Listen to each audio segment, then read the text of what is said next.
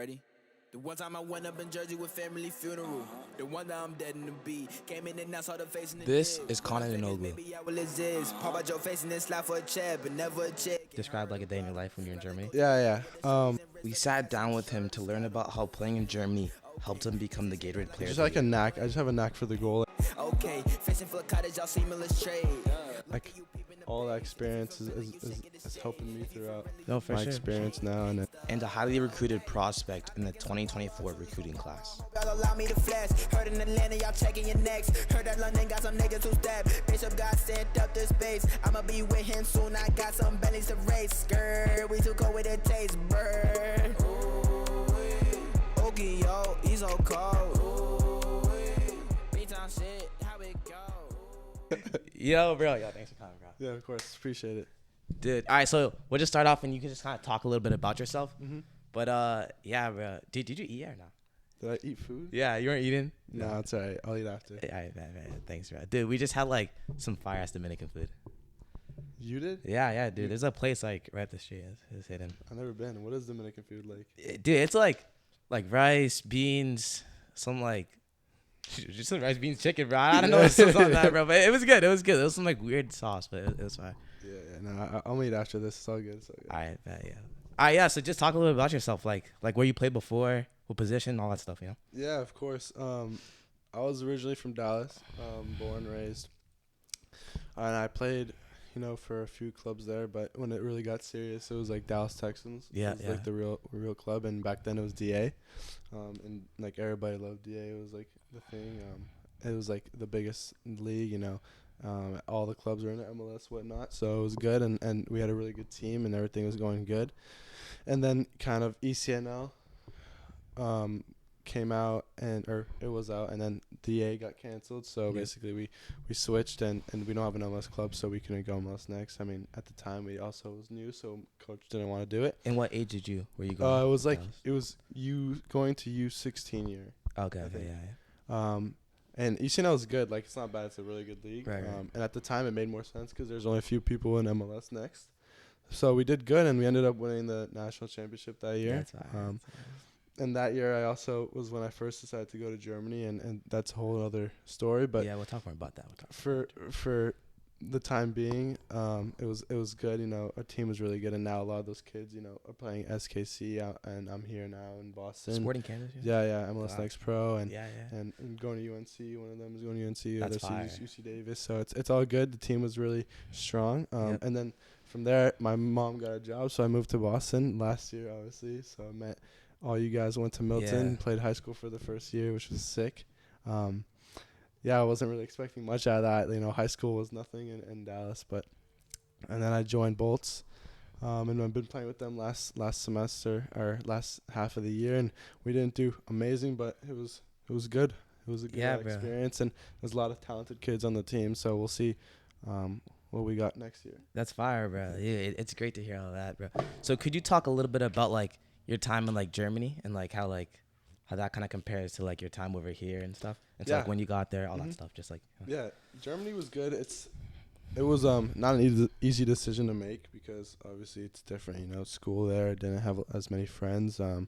But the levels, in Europe is completely different, so it's worth the sacrifice. And I originally started out going there with like a group of kids, a group of American kids, and we all went there. Through like a program or something? Yeah, through a program. And I got scouted playing ECNL, and it was during the tournament that I got scouted. But so the Germany, like the scouts from Germany were like at that game. Okay. Yeah, or they're at, they've seen me before. They heard of me, and so we went a few kids, or obviously like more than a few kids, but like a whole team, and and we played friendlies and stuff. And from then I started doing good, and I got recognized, so I was able to individually kind of just get trials for myself. And obviously the rules are really different, and I could go into details, but basically I didn't have a EU passport. I wasn't 18, so I couldn't make a transfer. But I was going there to train and get exposure. And I mean, the teams that I was trialing with were, big names like Leverkusen and Gladbach and Fortuna Düsseldorf, and they were really good. Like it was a really good experience, and it was good exposure even if I couldn't join the team. It was just a good experience to have, and when I came back, I could really feel the difference. Oh, that's right.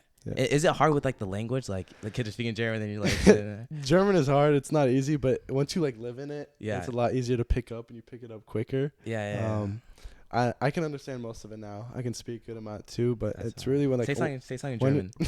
say like, all right, say like, hi, my name is Kaan. Hallo, ich heiße Kaan. Ich komme aus Amerika und spiele 2 Jahre in Boston und jetzt alles gut, alles passt. Okay, boy, that's fire. And so like when you went over, were you like nervous and stuff? Because I feel like I'd be so nervous and like. Obviously, yeah. It was like, it was just more than soccer. I was nervous about. I was nervous about everything because like I left my school behind, all my friends. Damn. But it's like sacrifice, obviously. But it was a good experience. Like I don't regret it. Obviously, with the circumstances, it was the best experience I could have had. I got a lot from it, and I really think I developed in those few months, years, whatever it was. Yeah. And it came back and. As you can see, we can all see how much that's out there. Yeah, it's been good, and I still got work to do, but like all that experience is helping me throughout my experience now, and playing for all these different teams and getting to train with kids that are worth millions of euros and going to the transfer market for first Bundesliga teams. It really kind of puts it into perspective how difficult it is to become a pro overseas. Yeah, man. Yeah, bro.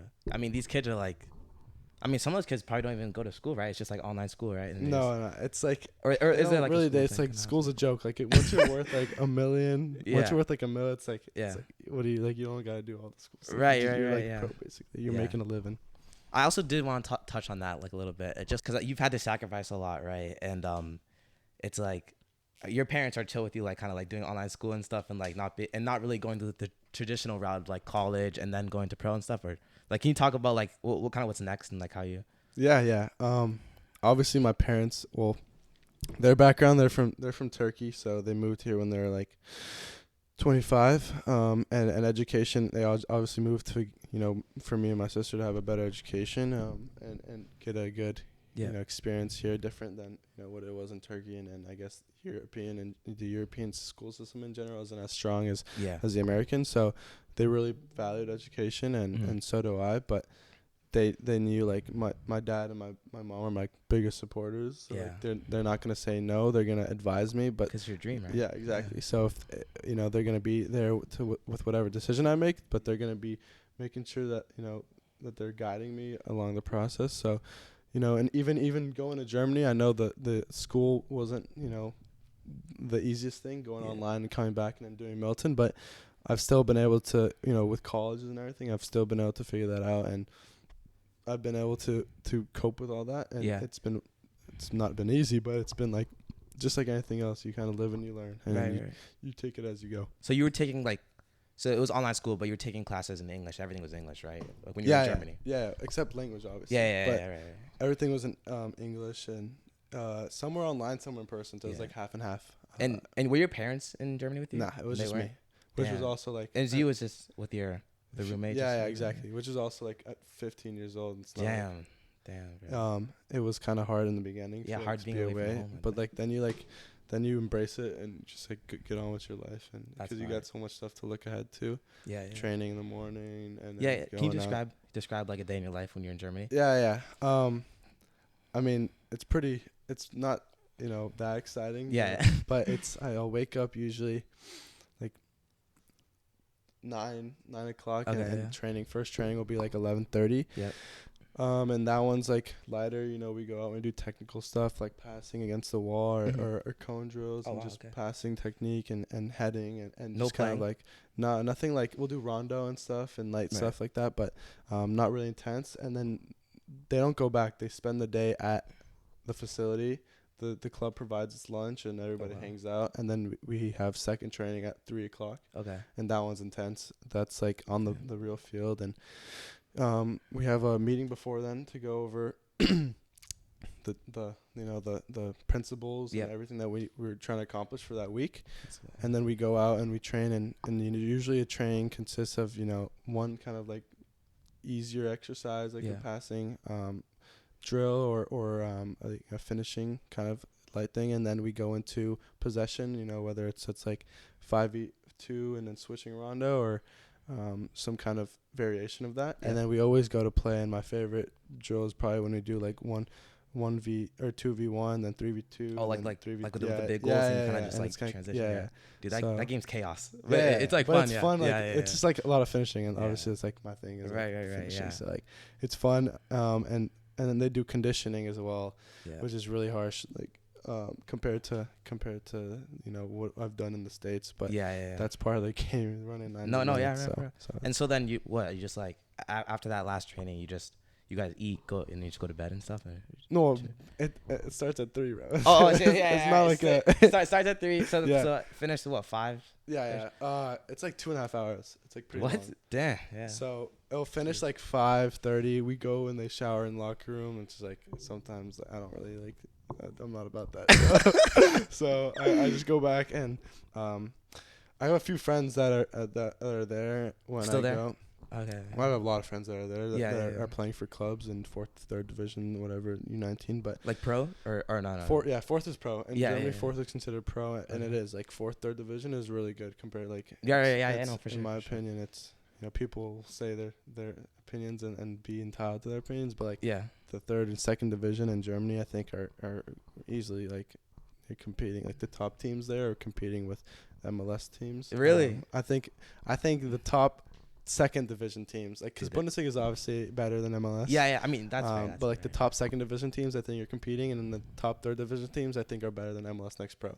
Wow. So, dude, I mean, that's low-key fair because you saw like Arsenal versus the Arsenal was like smacking them, bro. Like I'm like, what, man? Against like the All-Stars of the MLS Next. Yeah. Or the but MLS. And it's like, it's different though. It's like it's not like immensely better. Like it's not like a big difference, but it's definitely a big difference playing 3rd division because those guys can make livings, and it's like at that point it's really serious. Like 3rd division is really serious. 2nd division is obviously like, I mean, Bundesliga is self-explanatory. So, right. But some people agree, some people don't. It's just, I mean, there's so many routes to go pro too. Yeah. Like you can't say one's better than the other. It's different for everybody. So that's like you just gotta accept it and keep going. So. Were you getting? So you weren't getting paid in Germany, right? You were just like going. No, but you do. You get paid even as U19. You get paid. It doesn't. Okay. It's not a lot, but it's a rule, but like most of the kids they get paid, but they use it to like pay for like shoes and rent and like for their apartments. But, dude, that's fair. But like I was saying, for the after practice we go home and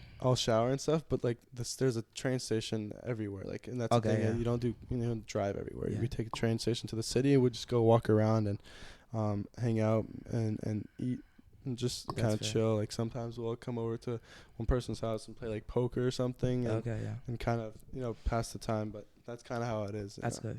Did you? No, I know there's like a really big biking culture in Germany, right? Or do a lot of kids bike? Well, there's a biking culture, but like I'm not sure. Like I don't really bike. Yeah. It's not. It's like I'll like take the train, I'll take the bus and whatever. But like biking is, I guess.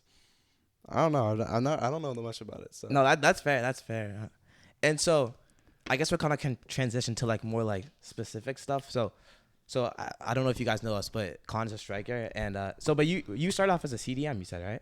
Before you. Yeah. I kind of moved around. I started off like midfield, like 6, 8. And when was that? Like that was like Texas? U12. Yeah. Oh, okay. Dallas Texans, like U12, like when everybody was small. So like you didn't have to be like you have to crunch people back then. You just kind of like got the ball and played. But I was a CDM, and then I played like 8, and then I really started like really like getting in the attack and stuff. So I became a 10, and then from there I just like realized that finishing was my thing. Right. I can play make and stuff, but I like finishing is like the one thing that that's like my strength. Is my thing. It's like my go-to. Right. Yeah. And I started playing left wing and right wing, but then ultimately I chose striker, and my coach thought it fit best. Yeah. But like all those positions I played gave me more perspective, so like it helps you a lot with the game. Like now I know like how the game is seen by a 6 and by a left wing. You're right. And what runs as a left wing, what runs from the striker make it easier for me to play the ball, or give you that slip through so you can score.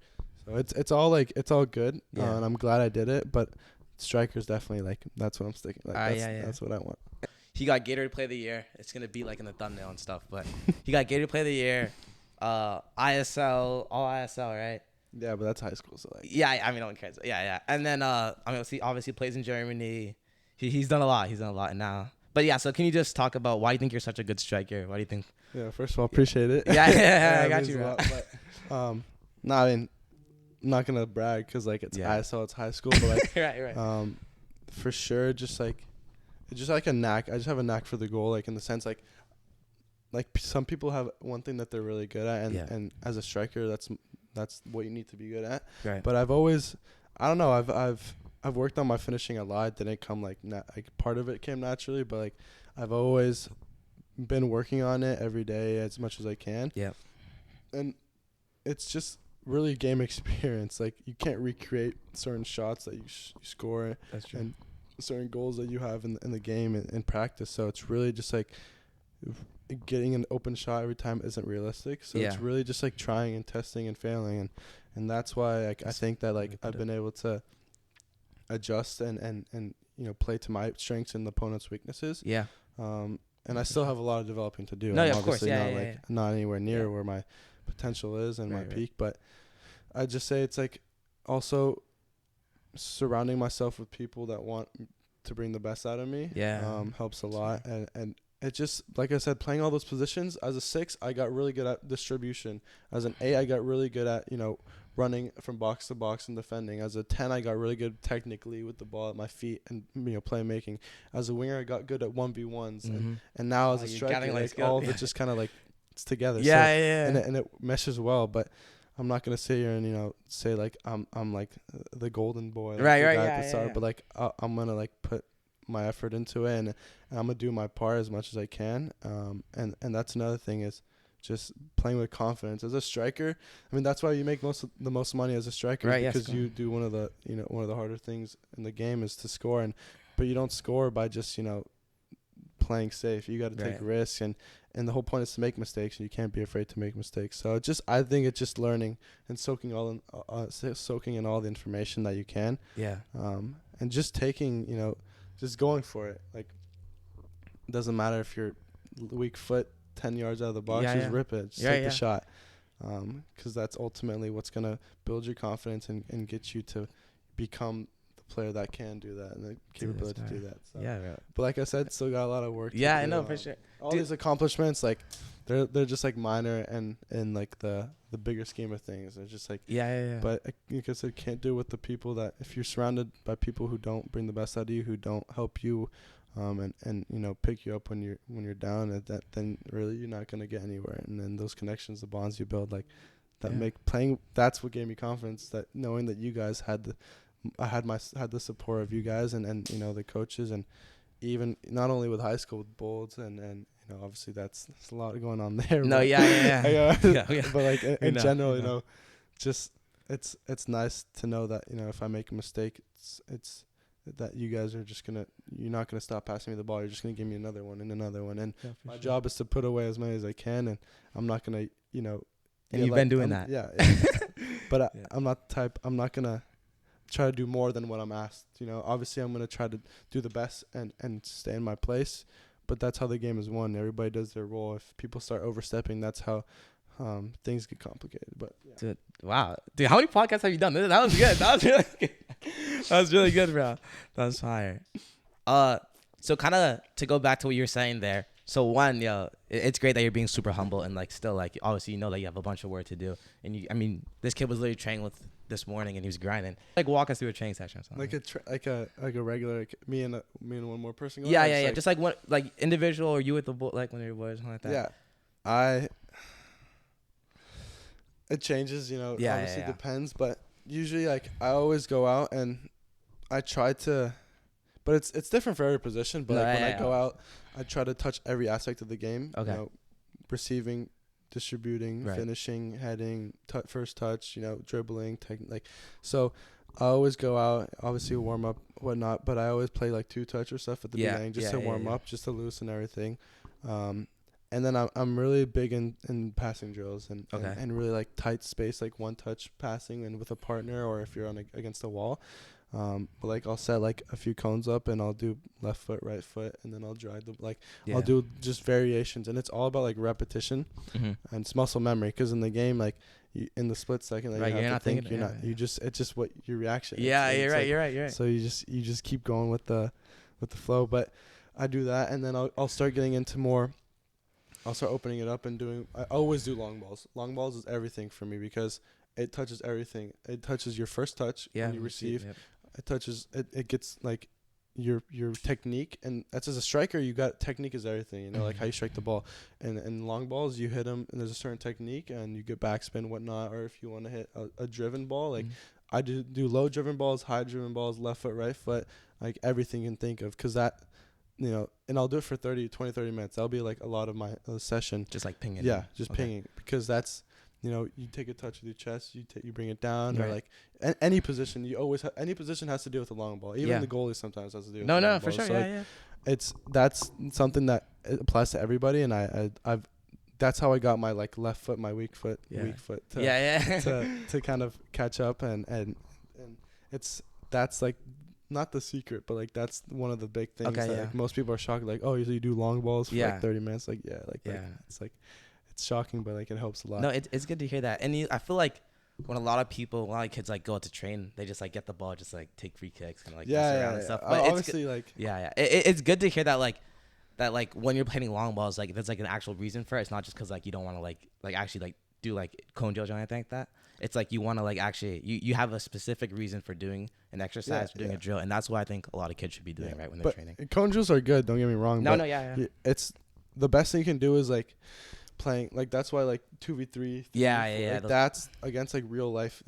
Cones or mannequins, anybody can look good playing for like with mannequins. You're right. Standstill defenders, but and I do cone drills like technique wise, but I then what I'll do is after like long balls, I do a lot of like, so specific to my position, and my back's a lot of the time with my back's to goal, so I'll do a lot of checking to the ball, receiving and opening and dropping my shoulder and whatnot, and then I'll like finish for like an hour. Straight.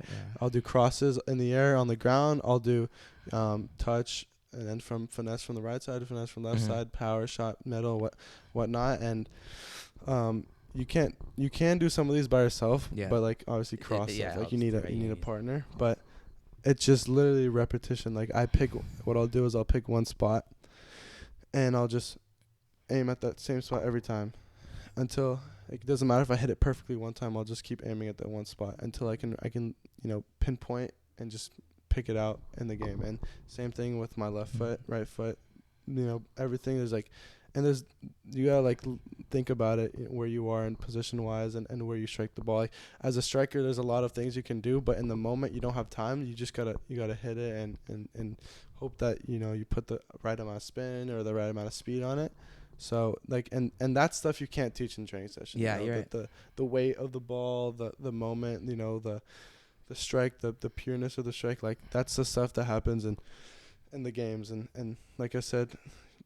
Training is when you're supposed to make mistakes. That's when you learn. But if you can get if you can be as game realistic as possible, then really that's when you like succeed. But like I said, training sessions are different for everybody. So no, for sure. And then always conditioning, or at least you try. I was gonna kind of ask you about that. So conditioning wise, you said.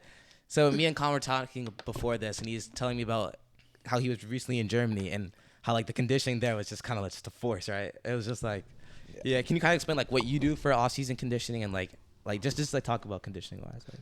Yeah, conditioning is I hate it sometimes. Like it's necessary. Yeah, obviously for every position.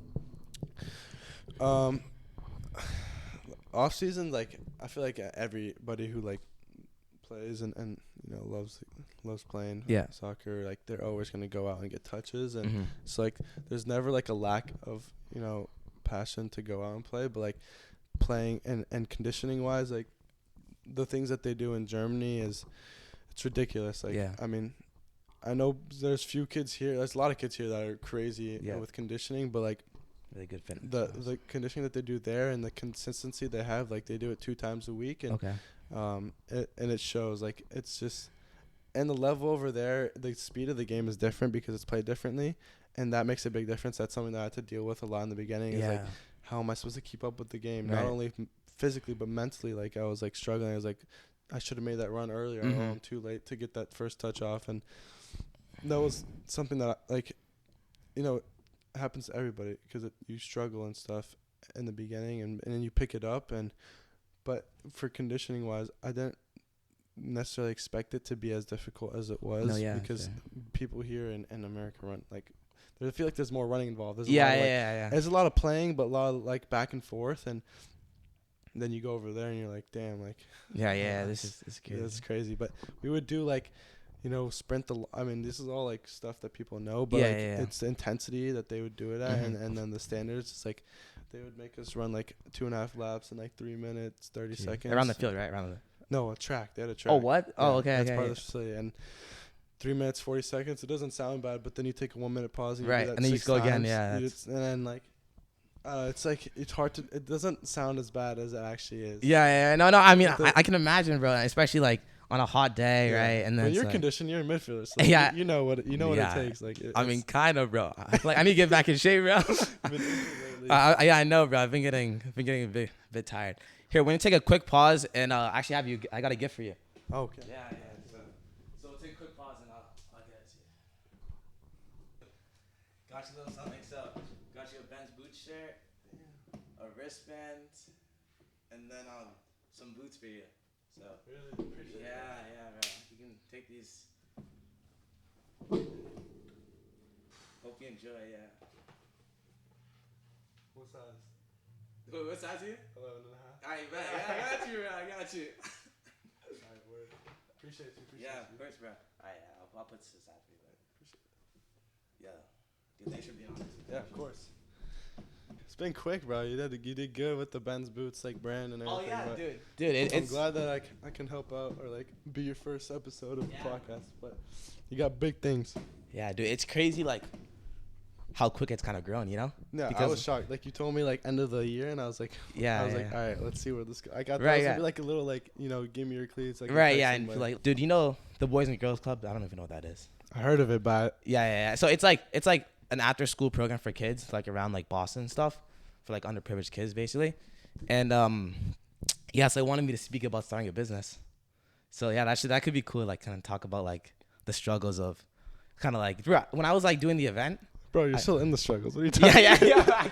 That's facts. You still got a while before you. Yeah, I still got a while to when I get out of the show. Yeah, but yeah, bro. I remember like when I was doing the event, I had to like text so many kids. I texted probably like I made like 300-400 texts. Probably to get what 8 teams, you know? Yeah. But that makes sense. That's how. You just gotta expand your brand, and people will start saying, and hopefully this podcast as well, and then you guys have more and more guests that come on, and who knows, maybe in like a year or so we do like a little 1 year. No, we have to, bro. We actually have to. We have to. Obviously, you've been through a lot soccer wise, right? And so, what did you have like? Cause did your dad play soccer or no? No, my grandpa did, and my great uncle, they played professionally in Turkey. Okay, yeah. And so, were they mentors for you? Or like, what mentors do you think you had? Like, some coaches that stood out, or some people that really helped you throughout this journey? Could you? Yeah. My dad is like #1 supporter, and he's a big journey, a part of it, but really like. I started because I wanted to play on my own. Yeah. Like I didn't have anybody, but. Nobody to like kind of like that sparked that, but when I started playing, my grandpa on my dad's side, he was really big support, and he's still alive, 93. Wow, okay. So it's crazy. It's hard. It's like, is he in Texas? No, dude, they all live in Turkey. Oh, Turkey. My entire family. So I go there, and we talk about it all the time. He's also like, as much as he's a fan from far away. Yeah. And my grandma as well. She's like every time before a game we call her, and she like she prays that like, I stay healthy and I do good, and good things come. But my grandparents are really like the people that make me motivated because, and this isn't like don't need anybody's sympathy or anything. Yeah. But like they lived in Turkey, and at the time that they were living, my grandpa was like at like around World War II, whatever. Like it definitely wasn't easy, like and Turkey isn't a the nicest luxury place to live. It's a really nice place in general, but like we're fortunate to like live here in America and stuff. So like just like playing and letting them see that I can kind of like represent, and then like last name as well, like just like showing off like that making a name for everybody. And then my great uncle, he played professionally in Turkey. He passed away, but like he was the most like energetic person. And I remember being a kid in our summer like house, I would cross the street to go play with him, and like those are memories that like you have forever. But like, right, yeah. It's a lot to do with my grandparents and then my grandma as well. Like it's just they're like the main people that make it, you know, worth it. Yeah. But like my parents are the ones who are making it possible, if that makes sense. That's fire. Yeah, it's a good quote. So it's that's a really good quote. Yeah. That like mentor wise, and obviously, you know, people you look up to when you play soccer, like, you know, you look up to certain players like Messi, Ronaldo. Yeah. You know, obviously I really have favorites, but yeah, the mentor side, you know, or like the reason, the motivation behind playing is not only because I love playing and like I want to have aspirations to become pro, but it's also to like, you know, make it, you know, I want to go up, like I want to get up there in that level, but I want to bring people up with me. That's fire. So. Yeah, bring everyone up. And so, yeah, and I feel like maybe if you don't have like someone who's like really that guiding light for you, then dude, you can hit either of us up if you need. Like DM either of us. We can help you guys out. And also like coaches, man, your parents, grandparents, they all are. Oh, yeah, coaches. I didn't even talk about coaches. Yeah, like, yeah. Goes unsaid. Like everybody has that one coach. Like right. My coach was Dallas Texans. Like he was on me like yelling at me, like made me want to cry, like not go to practice. But like I needed that. Like it pushes you. Yeah. So. What are your pregame rituals? So what do you do before a game? Like let's do like a game like a Milton game. So like after school. Milton game, like after school. Yeah. So school just ended. What are you doing next? Go to the locker room. I like chilling in the locker room before. Like I just like bumping music. Yeah. Early. Like I just like any like obviously not like slow. Yeah. Like something that hype you up. Yeah, exactly. Like I'm a big like I just like I get energized by like other people's energy. Like when we're all in the locker room, like getting ready. And then at like 15 like 20 minutes before like warm ups and stuff. Yeah. Like after we've changed, I don't like do any like weird like left sock first, right sock second, like left shin guard first, like it. But I'll put my own AirPods in and I'll just like sit there a little bit and just like think about like manifest, like just think like I just like envision like highlights of myself in my head, if that makes sense. Yeah, like, no, that's right. That's right. I can see myself dribbling the ball. Yeah. Like, see yourself banging one top left. and so that's what I do. And then we go out for warm ups. And then my one big thing is like I always step right foot on to the field. Okay. And that's kind of like and I do that going out of the house too. It's like a part of like my family. There's like religion. Like you know, you just kind of start the day off, or you start your outside world off with like your right foot. It's like good fortune. It's like safety, like health. It's like it's just kind of like has meaning behind it. Yeah. So if I try that, I'm a square. That's many goals that you do. maybe. But yeah, I don't know. Everybody is like, and then I'll pray before the game. Yeah. And people pray different ways, but I'll pray and I always like right foot. I've never not gone like started off my game with my right foot. Yeah. Just because. And it's like also a mental thing. Like it makes you feel better. Like, yeah, no, it does. So. And have you heard like the saying like look good, play good? Yeah, like, do you care about that or? Yeah, I mean you gotta. Yeah. for skin. Cannot be looking like a bot. Yeah. I obviously the cut socks. Yeah. I rock my socks. You're low socks, right? I'm a low socks guy. Jersey, you know, all that stuff. Like, yeah, you look good, feel good. But I don't do the wrist tape and stuff. I just don't. Yeah, no. Dude, why do kids do that? Is it just like for style or? I don't know, dude. Don't you do it? Like, no, I never do it. I don't do it. I don't know. Some people like do it because it looks good. Some people do it to like cover up bracelets and stuff. Oh yeah. You're right. I don't know. I don't like it. But that's fair. Like it's just like it. But it's always been that force of habit to pray. Do all the same stuff, right foot. It's just, I don't know if you can notice it. Like I hop onto the field with my right foot. Like some people notice it. They ask if I'm injured and stuff, but I'm not. Like it's just all right, no. I'll look next time. And so we'll talk about two more things, and I think we should be good. So the other thing is like, how about strength training? What do you do to get like, cause like pretty big, and not my size, but like yeah. You used to come to me to ask like workouts. You're like, I want to do be with you. Yeah, like I don't lift like a bodybuilder, obviously. Yeah, but you know, during season I don't really lift. I do like core stuff and like body weight, but like I don't like lift heavy. But outside of season, I'll lift like a good amount. And I just do. I'm just like a big foundations person. Like I don't need to do all the intricate stuff. Mm-hmm. If you do the foundations, you know, like protect your muscles. Yeah. If you protect, like, I just want to make sure that safety and health is really important. No, so yeah. Going out. And like I don't do heavy weights. I do more repetitions. Yeah. To get the stamina of the muscle. No, you're right. You're right. Get the energy going and the pump and everything. No, for sure. But like I've also like it's like it has to do with somewhat genetics. You can turn it around, but like you can get stronger. But if you have good genetics, and I was lucky, I got good genetics. I was kind of strong naturally in the sense like holding the ball off or like I certain things, but like there's not like a secret. Like I don't take creatine. Yeah. Like, I don't do any of the like no steroids. I don't do the protein stuff. Clean. But I just go out and like I'll just work out. Yeah. And every time I work out, like I just need to be like sweating. Like yeah. Because that's when you know like you really got something out of it. So I kind of want to talk about setbacks as well. So you haven't, not that I've known that you've been injured, but have you like had any like really big injuries or like any big like moments that kind of like really set you back, but you had to like kind of like get over that adversity, you know? Yeah, not injuries. Luckily, knock on wood. Yeah. Not injuries, but I've setbacks. So basically, I wouldn't say like this is like it's not like a set like I'm not like can't afford like a house. Like, right. Yeah. It's just like setbacks are.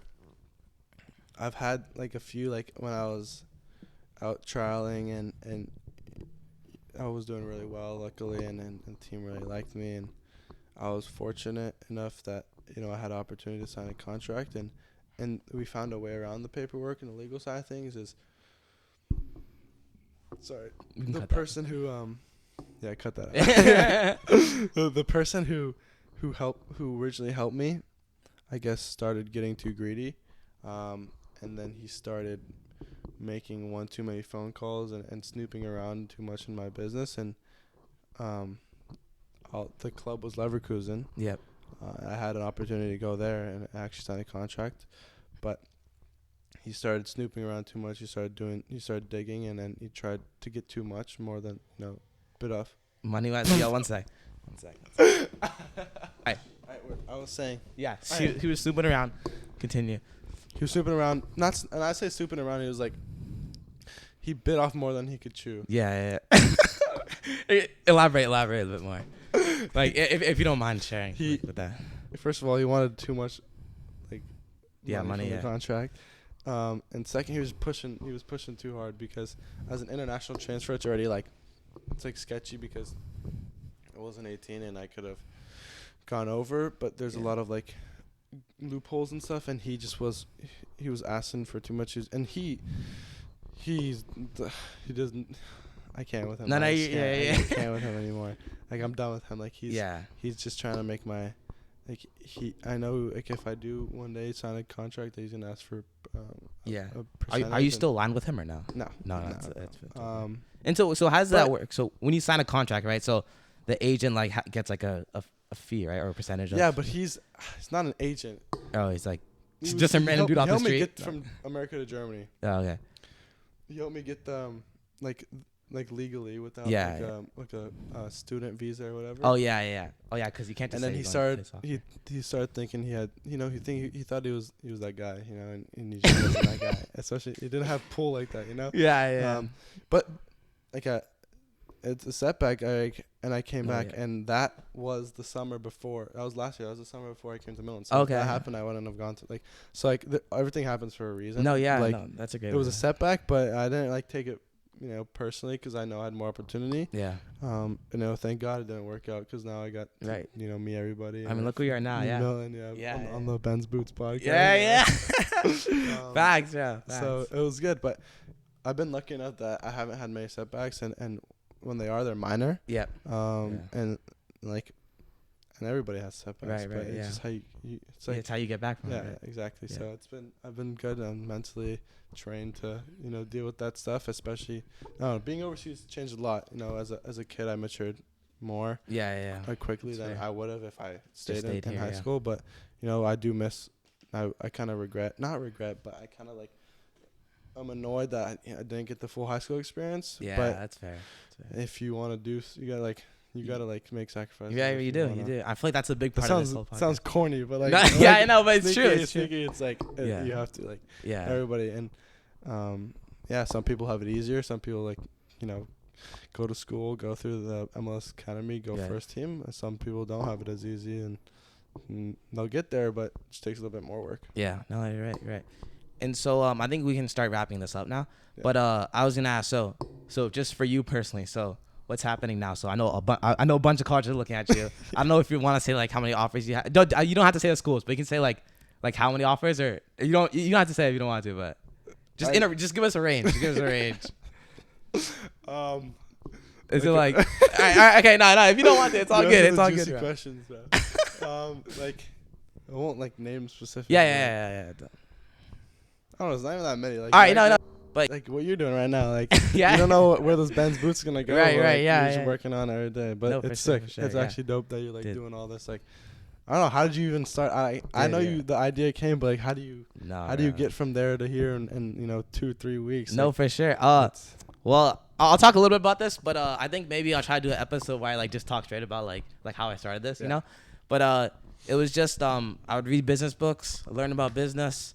And then I saw a need, and then I tried to fulfill that need. That's literally it. Like the most simple way to put it in the most simple form, But I will release an episode that's like more in depth about that, But so I think that's good, bro. Thank you so much. And of course, appreciate it. We'll end with some rapid fire questions. Just like one word. Like what do I like a sentence answer? Like. Well, you'll see, bro. You can just like. All right. All right, ready? Wait, let me get some water. Yeah, get some water before this, because it's already fire. That was so corny. Yo, cut that out, bro. That's a miss. Cut that out. Yeah, so rapid fire questions. Ready? Would you rather score a goal or have an assist? Goal. Would you? All right, one word to describe yourself as a player.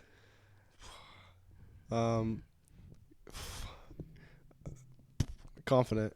That's fair. Would you rather play? Oh no, versatile. That's better. Versatile. Okay, yeah. Would you rather play for your club or for your school?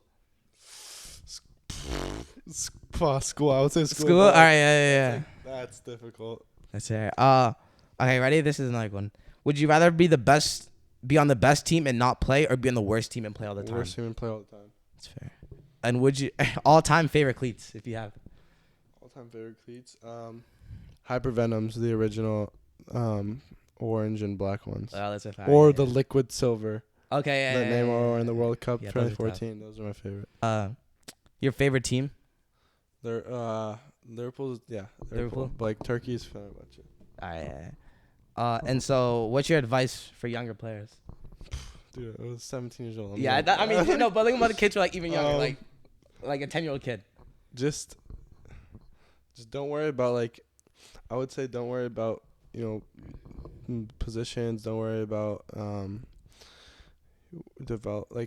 don't worry about all that stuff. Just play, because you're gonna become you're gonna start to make those decisions when you're older. Don't focus on the little details. Just go out there, play, and get your understanding of the game up, and also just enjoy it. Have fun. It's not worth it if you're sad all the time and you're not playing. But just play every position. Honestly, play every position would be the best thing I could say. Yeah. Just get a feel, because that will not only help you with your understanding of the game, but it'll also let you know what you have, where you have the most fun, and where you can be the most impactful for your team. Yeah, I hear you. And the last question: if you're gonna buy your next pair of cleats, where are you gonna get them? BenzBoots. Yo, thank you so much, everyone. It's fire. Thank you, Tom. Yeah, appreciate it. Anytime. Ready? The one time I went up in Jersey with family funeral. The one that I'm dead in the beat. Came in and I saw the face and the dig. When I'm famous, maybe I will exist. Pop out your face and then slap for a check, but never a chick. Ain't heard about him. Rather go to the yo with the shorties and wristlets and fast, and I'm sure this got him. Hey, okay. Dancing shit out like I'm cleaning the plate. Hey, okay. Fishing for a cottage, y'all seem illustrate. Look at you peeping the pace.